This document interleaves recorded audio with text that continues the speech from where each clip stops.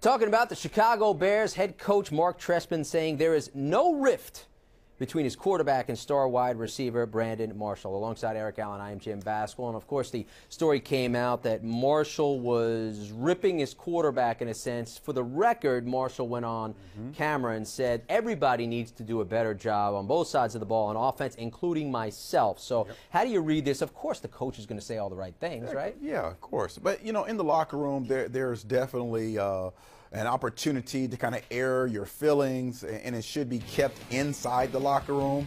The one thing I have issue with is Cutler needs to be the leader of this football team. And if there's no leadership, someone will step up into that void, and Marshall has stepped into that void. And there's been tremendous teams that has had great receivers who are not leaders. But you can't have a great team without the quarterback being a leader. And that's really an issue. The head coach and the quarterback need to make sure that the leadership starts with them and then trickles down. I'm not saying that Marshall can't speak his mind, but again, when you're talking about the National Football League and the success in trying to win championships, not too many teams are led by a receiver. Most times it's the quarterback and the head coach. Yeah, let me play devil's advocate, because I know that the quarterback, he's the highest paid player. He's a lot of expected on the quarterback, and they take a lot of grief. Their offensive, they had problems with their offensive line. And quite frankly, with all due respect to defensive backs, with all due respect to wide receivers, quarterback position is the hardest position to play in any sport.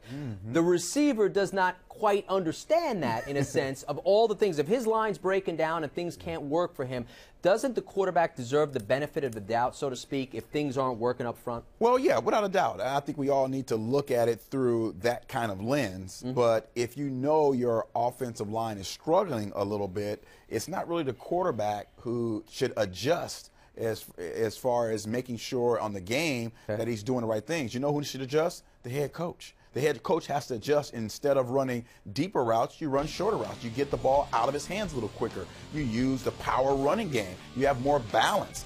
Trestman, I think, is a great offensive mind, but as a head coach, I think he's just average. And right now, I think he's showing that. When you have opportunities to really make sure your team is decisive and in dictating terms, which this offense, I think, has the potential to do, and you're not doing that each week, it's just not consistent. That falls on the head coach and the quarterback. And right now, if your offensive line is struggling, you have to make sure that week of practice you're getting the ball out a little quicker.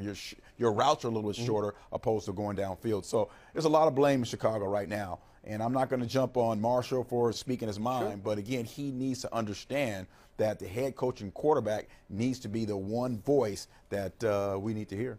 The head coach is average. How do you categorize the quarterback? He's a little bit above average. 14 touchdowns, 7 interceptions.